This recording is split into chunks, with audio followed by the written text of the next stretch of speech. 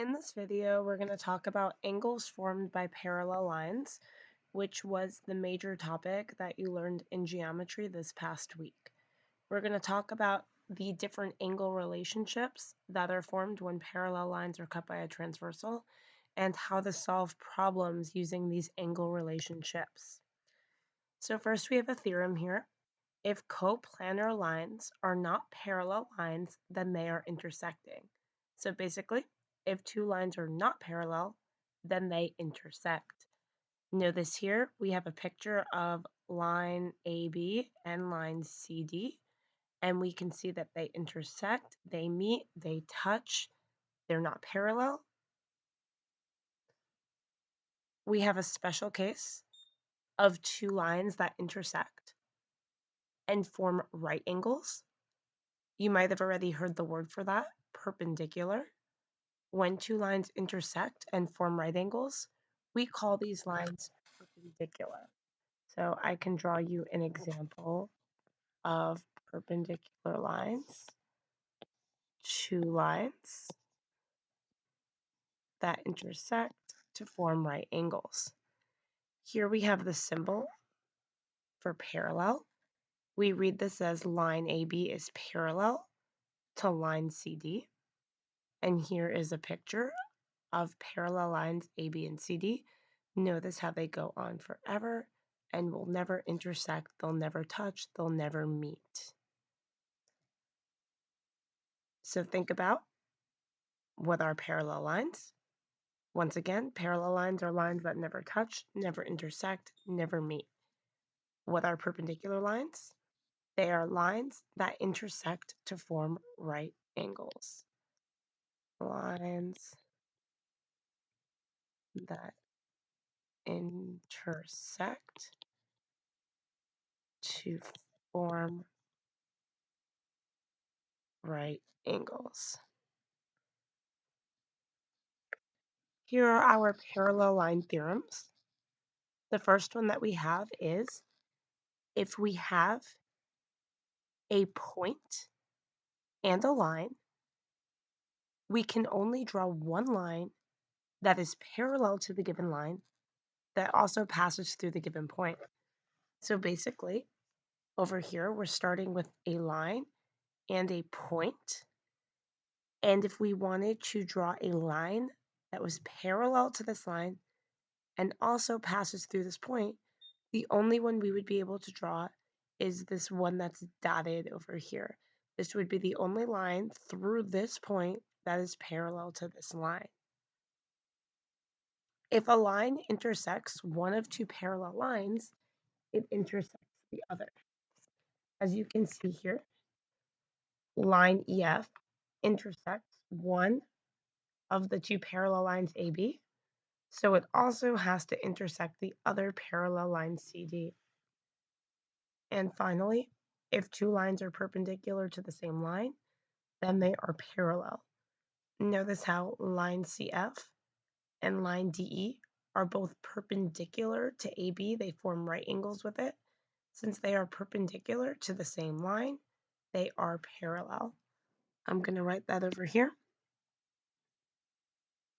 Line CF is perpendicular to line AB, and line DE is also perpendicular to line AB.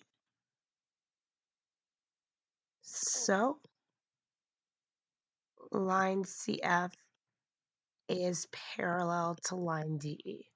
Once again, if two lines are perpendicular to the same line, then they are parallel to each other. Here we have a new definition, transversal. A transversal is just a line that intersects two other lines. So if we take a look at this first question over here, and we want to identify what the transversal is, we see that the transversal is the line that's in red. That is the line that is intersecting the two other lines. Notice that the lines that it's intersecting are not parallel. They don't have to be. The definition of transversal is just a line that intersects two other lines. The transversal over here would be this line that I'm outlining in green. It is a line that intersects two other lines. Two intersection points. One intersection point on one line, the other intersection point on the other line. Over here, I see that this line is definitely a transversal. It hits the top line and it also hits the bottom line. And I see that this line here is also a transversal.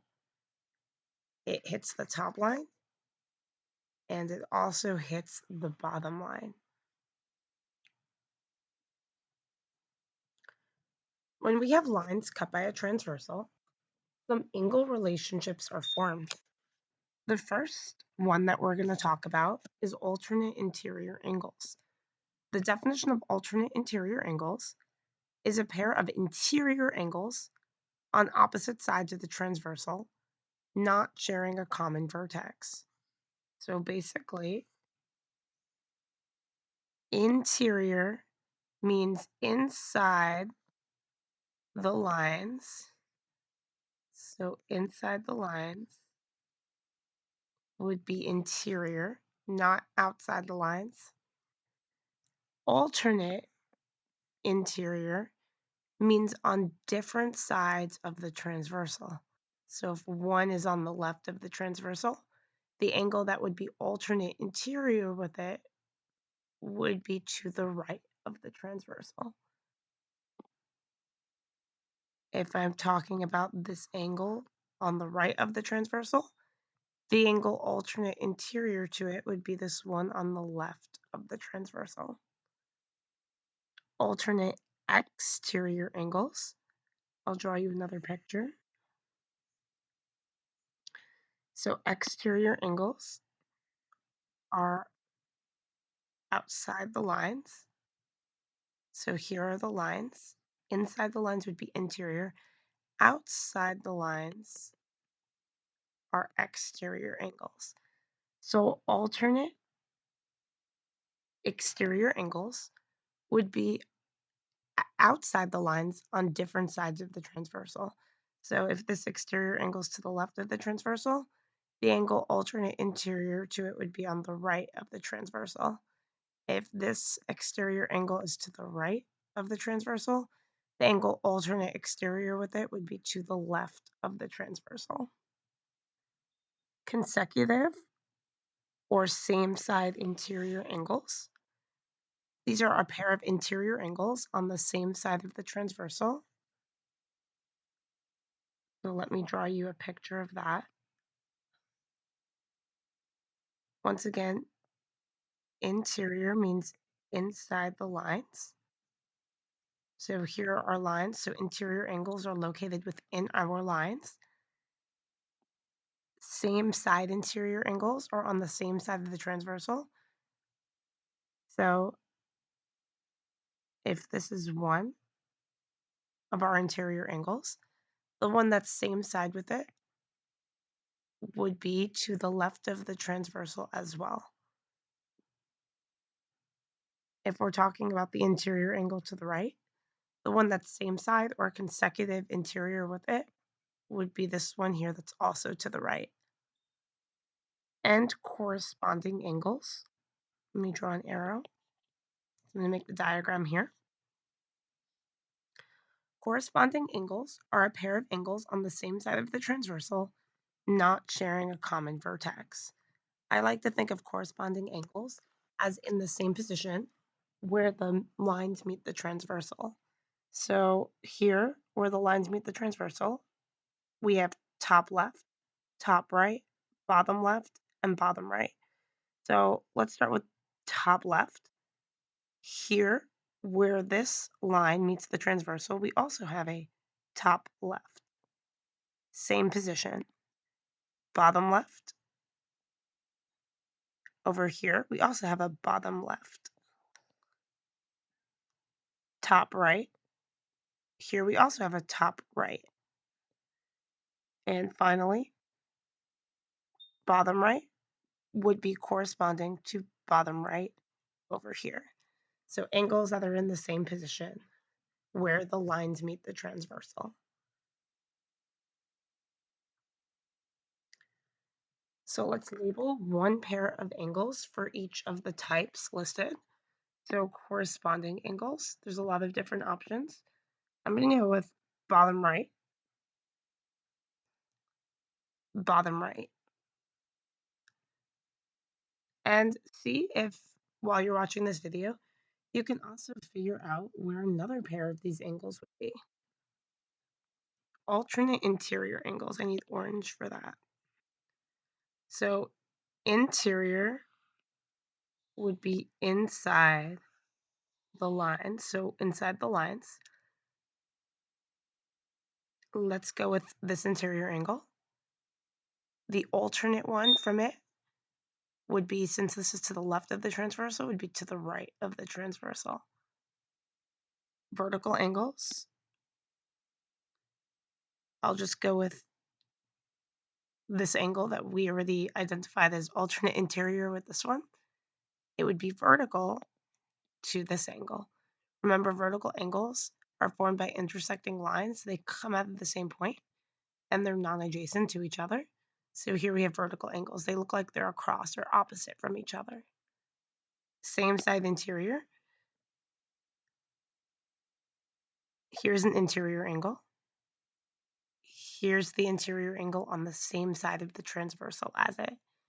And finally, alternate exterior. I'll just go with this exterior angle. And it's alternate exterior with this exterior angle because they're on different sides of the transversal, both outside of the lines.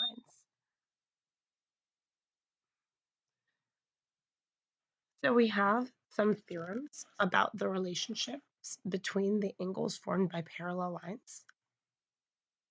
So if angles in the diagram are congruent or supplementary, that could make the lines parallel. Let's see which of these theorems say that. So if two lines are cut by a transversal and the alternate interior angles are congruent, that makes the lines parallel. So, for example, if angles 1 and 2 here, if we know that they're parallel, since they are alternate interior, they're inside the lines on different sides of the transversal, that would show that the lines are parallel if that relationship is there. If two lines are cut by a transversal and the corresponding angles are congruent, that is a different reason that would also make the lines parallel. So for example, over here in this diagram, 3 and 4 are corresponding angles, bottom right, bottom right. So if we knew that they were congruent to each other, if we knew they were the same, that would be enough to show that lines A and C were parallel to each other. And finally, if two lines are cut by a transversal and the same side interior angles are supplementary, that makes the lines parallel. So here, angles 3 and 2 are same side interior angles. They're both on the same side of the transversal inside the lines. And if they add up to 180, let's say 3 was 120 and 2 is 60. If that's true, if they add up to 180 degrees, if they're supplementary, that's enough to also show the lines are parallel. So just like these theorems can show that lines are parallel, if we already know the lines are parallel, then we know that these relationships hold and are true. Here is a diagram that shows the angle relationships that we talked about. Remember, when parallel lines are cut by a transversal, corresponding alternate interior and alternate exterior angle pairs are all congruent. Once again, we need to know that we have parallel lines cut by a transversal in order to know that those relationships are true. Additionally, same side interior and same side exterior angle pairs will add to 180 degrees when parallel lines are cut by a transversal. So all of these relationships are only true when we know that the lines are parallel. The only relationship that holds no matter what, even if the lines are not parallel, are vertical angles. Vertical angles are always congruent no matter what, even if the lines are not parallel. For each example, find the value of the variable. State the angle relationship that justifies your answer. A and the 48-degree angle are corresponding angles. Top right, top right. Corresponding angles are congruent when parallel lines are cut by a transversal. We know that we have parallel lines here because I see the little arrows on the lines. Those little arrows indicate that they're parallel. So A should also be 48 degrees, once again, because they are corresponding angles. Here, B and the 48-degree angle are same side interior angles. They're both inside the lines, the parallel lines. Notice the arrows, and they're both to the right of the transversal. So they should make 180 degrees. So 180 minus 48 will give us the value of B. And 180 minus 48 is 132. Once again, that's because they are same side interior angles. And in the first example, we had corresponding angles. Here, we have inside the lines on different sides of the transversal. So they're alternate interior angles, which are congruent when parallel lines are cut by a transversal.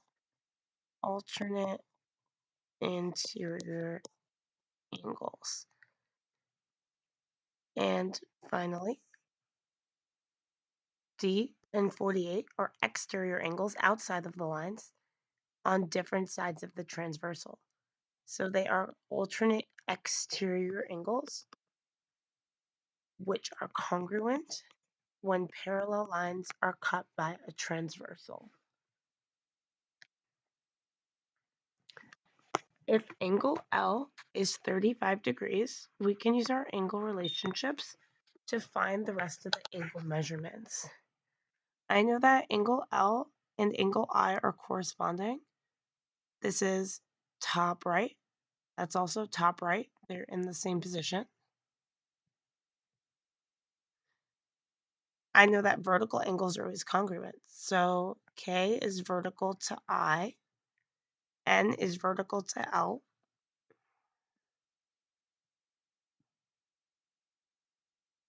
I know that any two angles right next to each other are supplementary. So angle O and angle L are supplementary. So 180 minus 35 is 145. And O is vertical to M, so they're congruent. O and J are alternate interior angles inside the lines, different sides of the transversals, so they're congruent. And finally, this is vertical with H, so they are congruent as well.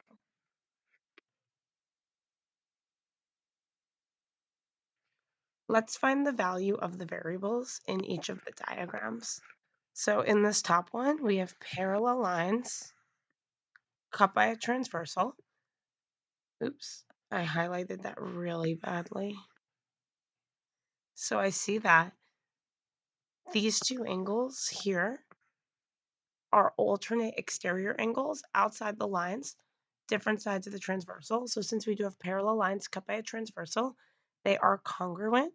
So I'm going to set them equal to each other to find the value of the variable y.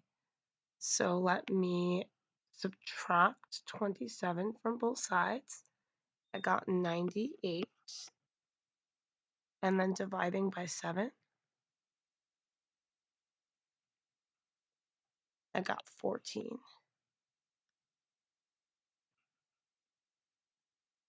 I do also know that any two angles next to each other form a linear pair or supplementary.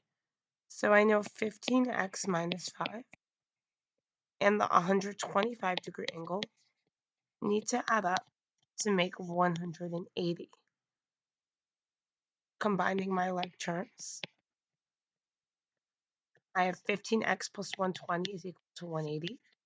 Subtracting 120 from both sides, I have 15x equals to 60. And then dividing 15 on both sides, I have x is equal to 4. So in the first one, we have now found both of the missing variables. Let's move on to the next one. In the next one, we have parallel lines cut by transversals. And the first thing I notice is that these two angles here are same side interior angles. They're inside the parallel lines, both to the right of the transversal. So I know that they add up to 180 degrees. They're supplementary. So 180 minus 106 is 74. So I know that x is 74 degrees. I also know that the x angle and this angle over here are vertical angles. Notice how they come out of the same point? They're formed by intersecting lines and they look like they're across from each other.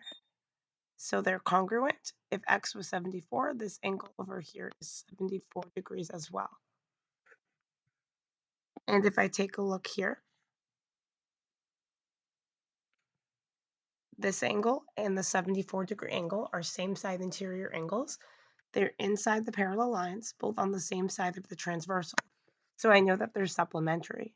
So I could make the equation 4z plus 6 plus the 74-degree angle equals to 180 degrees.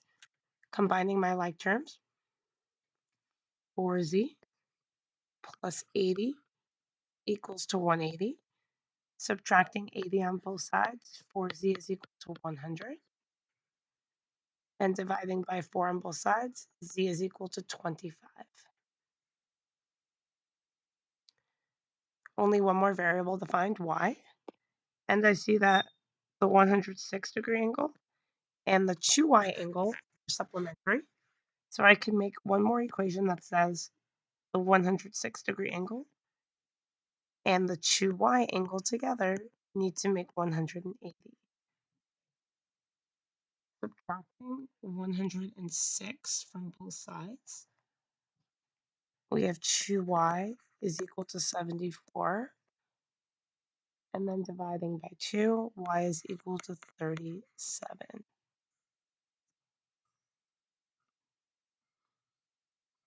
We have found all of the missing variables in this example. In this last example, we need to find x. Even though there are 3 parallel lines here, we only need to focus on the ones that have the angles that we're interested in. So this parallel line is forming this angle. This parallel line is forming that angle. So I notice that the 50 and the 2x plus 8 are exterior angles. They're outside of the parallel lines. And they're alternate, different sides of the transversal. This to the left, this to the right. So alternate exterior angles are congruent when parallel lines are cut by a transversal. So I'm going to make the equation 50 is equal to 2x plus 8. Subtracting 8 on both sides,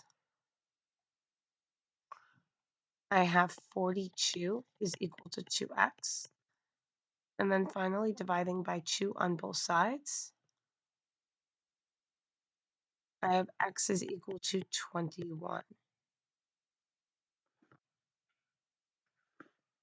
Last slide for this video. Find the values of x, y, and z that make line P parallel to line Q and that make line Q parallel to line R. Explain your reasoning. So first, let's focus on the first one, showing that P is parallel to Q, finding the values that make P parallel to Q. Here's P,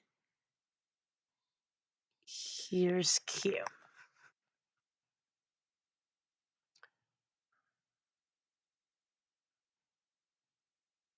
The two angles that we have information about, 3 parentheses x minus 1 and 4x minus 30, are alternate exterior angles. Notice how they're outside of the lines on different sides of the transversal.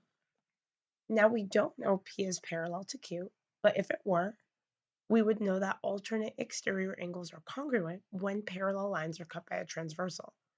Since we want the value of x that would make the lines parallel, let's set these alternate exterior angles equal to each other to find the x value that makes them equal, that will make the lines parallel.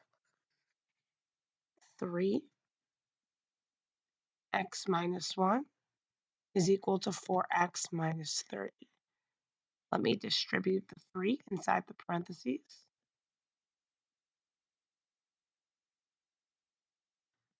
Let me add 3 to both sides.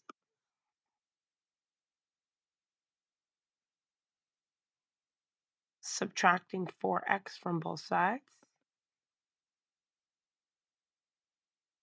And we have x is equal to 27.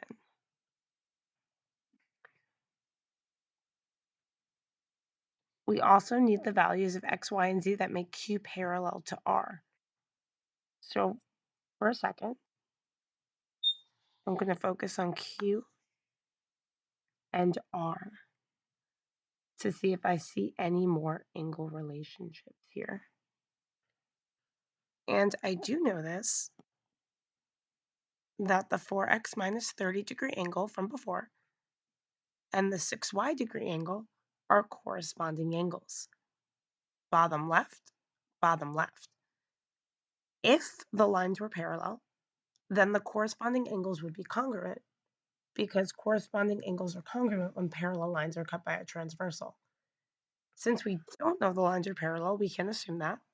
But since we want the values of the variables that make the lines parallel to each other, let's find the value of the variables that would make these angles equal to make the lines parallel. So where 4x minus 30 would be equal to 6y. Oh no, we have two different variables in this equation. That's okay. We already know what our x value is. We found it before. So let's substitute in 27 for our x value. And then all we need to solve for is y. 4 times 27 is 108. 108 minus 30 is 78. And then dividing by 6, we have y is equal to 13. We only have one more value to find, and that's the value of z.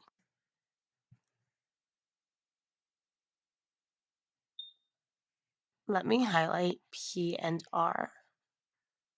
Notice how the 3x minus 1 angle from the beginning and the 6z plus 8 angle are corresponding angles formed by lines P and lines R. Oops, backtrack, I highlighted that incorrect. My bad. Let me highlight again the 3x minus 1 degree angle and the 6y degree angle. Notice how these are alternate exterior angles formed by lines P and R. They're both exterior angles because they're outside of the lines P and R, and they're on different sides of the transversal. This is to the left, this one's to the right. So once again, if we had known that the lines were parallel, the alternate exterior angles would be congruent because alternate exterior angles are congruent when parallel lines are cut by a transversal. Since we want to show the lines are parallel, let's make these angles equal to each other to see what the values of the variables would be to make the lines parallel. So once again, I'm going to take the 3x minus 1 and equal it to 6y. We already know what our value of x is, so I'm going to plug that in.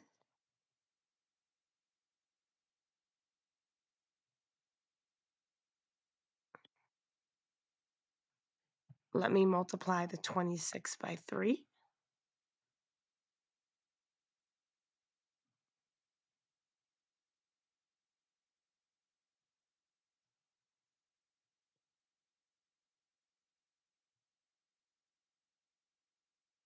And we found that y is equal to 13 like before.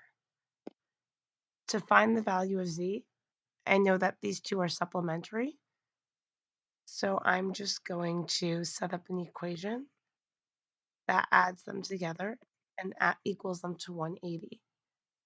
We know that y is 13, so I'm going to plug that in for y. I'm going to distribute the 6.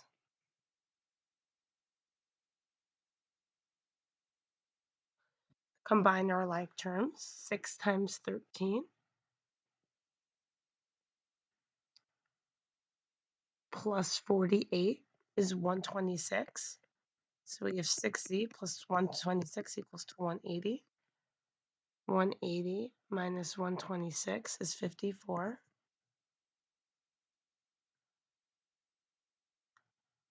And then we have z is equal to 9.